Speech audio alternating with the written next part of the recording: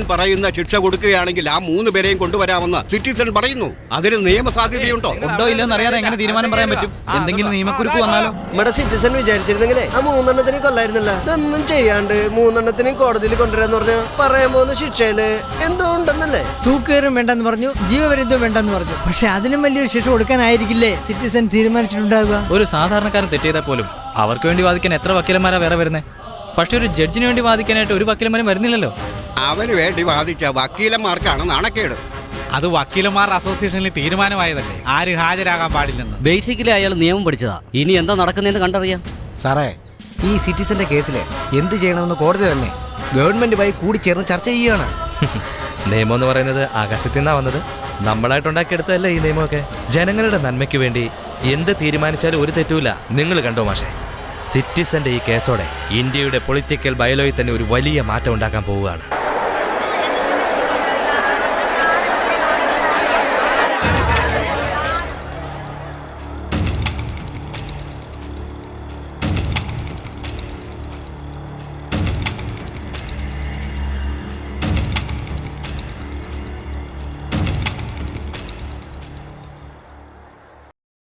അധികാര ദുർവിനിയോഗം മാപ്പ് കൊടുക്കാൻ പറ്റാത്ത കുറ്റമാണ്.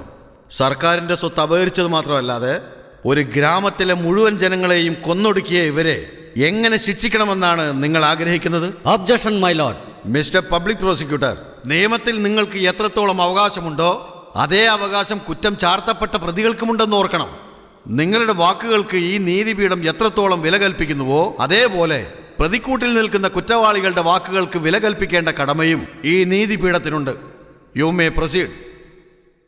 ഞാൻ പറയുന്നതിന് മുമ്പ് തന്നെ ദയവ് ചെയ്ത് നമ്മളെല്ലാവരും ഒരു കാര്യം ഓർക്കേണ്ടതുണ്ട്.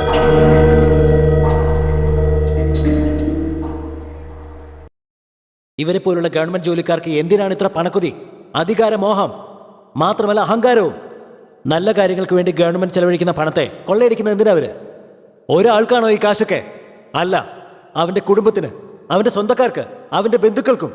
കൊള്ളയടിച്ച കാശ് കൊണ്ടുള്ള ആഡംബര ജീവിതം, നിലവാരമുള്ള കല്യാണാലോചന, ജന്മദിന ആഘോഷങ്ങള്, അച്ഛന് അമേരിക്കയിൽ ചികിത്സ, അമ്മയ്ക്ക് 5-6 ബംഗ്ലാവ്, അനുജന് എസ്റ്റേറ്റ്, അനിയത്തിക്ക് സ്വർണ്ണ അരഞ്ഞാണം, ഭാര്യയുടെ അനിയത്തിക്ക് വീട്, അളിയനാണെങ്കിൽ ലോറിയും, web party, 5 star hotel, whisky ബോട്ടിലും, വ്യഭിചാരത്തിന് പെണ്ണുങ്ങളും.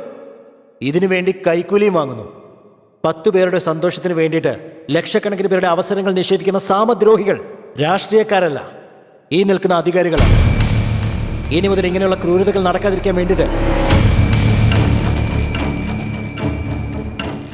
വരും കാലങ്ങളിൽ ഇനി വരുന്ന അധികാരികൾ മനസ്സുകൊണ്ട് പോലും തെറ്റ് ചെയ്യാതിരിക്കണമെങ്കിൽ ഈ നിൽക്കുന്ന കളക്ടർ, ഈ DGP, പിന്നെ ഈ ന്യായാധിപതി, ഇവരുടെയൊക്കെ പദവികൾ തിരിച്ചെടുക്കേണ്ടതാണ്. പണം, ബംഗ്ലാവ്, സ്ഥലം, വാഹനങ്ങൾ, ഇവരുടെ പക്കലുള്ള എല്ലാ സ്വത്തുക്കളും കണ്ടുകെട്ടേണ്ടതുണ്ട്.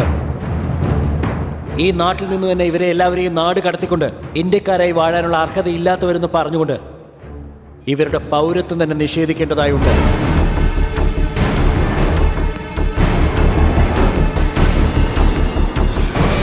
ഇവരുടെയൊക്കെ ഭാര്യമാർ, അമ്മ, പിന്നെ ഇവരുടെ അച്ഛൻ, മാമൻ, മാമി, മകൻ, മകൾ, ചിറ്റപ്പൻ, വലിയച്ഛൻ, കൊച്ചുമോൻ, കൊച്ചുമോള്, ഇവർക്കെല്ലാം പെണ്ണ് കൊടുത്തവര്, പെണ്ണിനെ കെട്ടിച്ചയച്ചവര്, മക്കളുടെ മക്കൾക്ക് പെണ്ണ് കൊടുത്ത വീട്ടുകാര്, അവർക്കും പെണ്ണ് കൊടുത്ത വീട്ടുകാരെന്നിങ്ങനെ എന്നു തുടങ്ങിയ എല്ലാവരുടെയും പൗരത്വം ഒരുപോലെ നിഷേധിക്കപ്പെടേണ്ടതായുണ്ട്. കോഴപ്പണം കൊണ്ട് ഇവരുടെ മക്കൾ സമ്പാദിച്ച ഡിഗ്രികളും തിരിച്ചു കൊടുക്കേണ്ടതായുണ്ട്. ഇത് അധികാരവർഗത്തിന് തന്നെ ഒരു മുന്നറിയിപ്പാണ്. ഇതുടൻ തന്നെ ഒരു നിയമമായി കൊണ്ടുവരേണ്ടതുണ്ട്. ഈ ശിക്ഷ എല്ലാവർക്കും ഒരുപോലെ ബാധകമായി നിലവിൽ വരേണ്ടതുണ്ട്. The citizenship of all the accused and relatives should be cancelled immediately without mercy. Mister citizen, ഇവർ ചെയ്ത തെറ്റിന് ശിക്ഷ നൽകുന്നത് ന്യായം. അവരുടെ കുടുംബത്തിനും അതേ ശിക്ഷ നൽകാൻ പറയുന്നുണ്ടല്ലോ. ഇത് എങ്ങനെയാണ് ന്യായമാകുന്നത്? ഈ നാടിൻ്റെ നന്മയെ മാത്രം കരുതിക്കൊണ്ട് അത്തിപ്പെട്ടി നശിച്ചതെന്ന് ഞാൻ കരുതിക്കൊള്ളാം. അതുപോലെ തന്നെ ഈ നാടിൻ്റെ നല്ലതിനു വേണ്ടി ഇവരെന്തുകൊണ്ടത് ശിക്ഷയായിട്ട് വിചാരിക്കാതെ ത്യാഗമായിട്ട് കരുതിക്കൂടാ? യുവമാരുടെ മക്കൾക്ക് സൂഹിക്കാൻ വേണ്ടിയല്ലേ യുവമാർ ഈ കള്ളപ്പണമൊക്കെ ഉണ്ടാക്കുന്നത് തന്നെ. അതല്ലേ സത്യം. ഇവിടെ ഒരു പനി വന്ന ആശുപത്രി പോയാൽ നല്ലൊരു ചികിത്സ കിട്ടുമോ? കോർപ്പറേഷൻ പൈപ്പിൽ വെള്ളം പോലും കുടിക്കാൻ പാടില്ല. അത് ഓർക്കുമ്പോ തന്നെ നാണക്കേടാ. സിറ്റിസൺ വെച്ച കണ്ടില്ലേ ആപ്പ്. കള്ളപ്പണം കൊണ്ട് AC വലിയൊരു ബംഗ്ലാവ് വാങ്ങിച്ചില്ലേ? AC കാറിലായിരുന്നല്ലോ യാത്ര. ഡോ യവന്മാരൊക്കെ ഇവിടെ ഉള്ളതുകൊണ്ടല്ലേ യവന്മാരൊക്കെ വെളിയിൽ പോയി സെറ്റിൽ ആയി കഴിഞ്ഞാൽ എന്ത് ചെയ്യും? എങ്ങനെ പോകാൻ പറ്റുമെന്നാ? സിറ്റിസൺഷിപ്പ് ക്യാൻസൽ ആയി കഴിഞ്ഞാൽ പാസ്പോർട്ട് അവർ പിടിച്ചു വെക്കില്ലേ?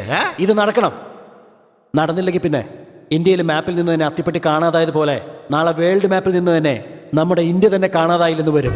വേണ്ട മൈലോൺ, ഇദ്ദേഹം പറഞ്ഞ ശിക്ഷ ഞങ്ങൾ തരരുത്. ഞങ്ങൾ ചെയ്ത തെറ്റിന് ഞങ്ങളുടെ ഭാര്യയും മക്കളെയും എന്തിനാണ് വെറുതെ ശിക്ഷിക്കുന്നത്? പ്ലീസ് വിട്ടേക്കൂ, വിട്ടേക്കൂ മൈലോൺ. സൗജന്യം പോലും ഇല്ലാതെ ഈ നാട്ടില് ഞങ്ങളുടെ കുടുംബക്കാരോടൊപ്പം എവിടെ ജീവിക്കും? എങ്ങനെ ജീവിക്കും? ഞങ്ങളെ ഒറ്റയടിക്ക് തന്നെ കൊന്നു കളഞ്ഞേക്ക് പ്ലീസ്. ഞങ്ങൾക്ക് ഇതുപോലുള്ള ഈ നീതിപീഠം ഇതുപോലെ വ്യത്യസ്തമായ ഒരു കേസ് ആദ്യമായിട്ടാണ് നേരിടുന്നത്. തെറ്റുകളൊന്നും നടക്കാതെ നോക്കേണ്ടതാണ് നിയമപാലകരുടെ കർത്തവ്യം. എന്നാൽ തെറ്റ് ചെയ്തവർക്ക് ശിക്ഷ കൊടുക്കുന്ന രീതിയാണ് ഈ നീതിപീഠവും നിയമവും ഇതുവരെ ചെയ്തു വന്നിരുന്നത്. നമ്മുടെ നാട്ടിൽ തെറ്റുകൾ നടക്കാതിരിക്കാനുള്ള വഴികളുള്ളതായും അതിനുള്ള കടമ ഈ നീതിപീഠത്തിനുണ്ടെന്നുള്ളതും യഥാ ഇവിടെ സിറ്റിസൺ ചൂണ്ടിക്കാണിച്ചിരിക്കുകയാണ്. തനിക്ക് നന്നായി ജീവിക്കണമെന്ന ആഗ്രഹത്തിലുപരി ഈ നാട് നന്നായിരിക്കണമെന്ന ലക്ഷ്യത്തോടു കൂടി പോരാടിയിരിക്കുകയാണ്. ലോകരാജ്യങ്ങൾക്ക് മുൻപിൽ ഇന്ത്യ ഉയർന്നു നിൽക്കണമെന്ന്, മറ്റു രാജ്യങ്ങൾക്ക് വലിയൊരു ഉദാഹരണമായി മാറണമെന്ന ലക്ഷ്യത്തോടെ പ്രവർത്തിച്ചതിനാൽ സിറ്റിസൺ മുന്നോട്ട് വച്ച ശിക്ഷാ നടപടികളെ ഈ നീതിപീഠം സ്വമേധയാ അംഗീകരിച്ചിരിക്കുന്നു.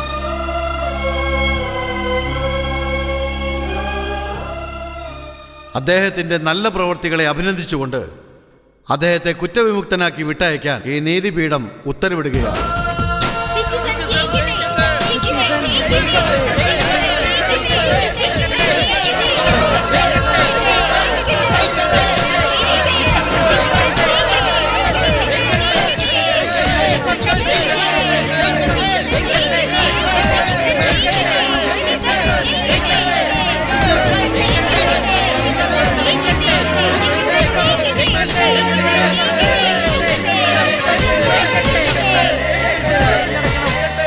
മാനത്തുണരും പൊൻപ്രഭയെ ഇനി പൊരുതാനൂർജം നൽകിടുമോ?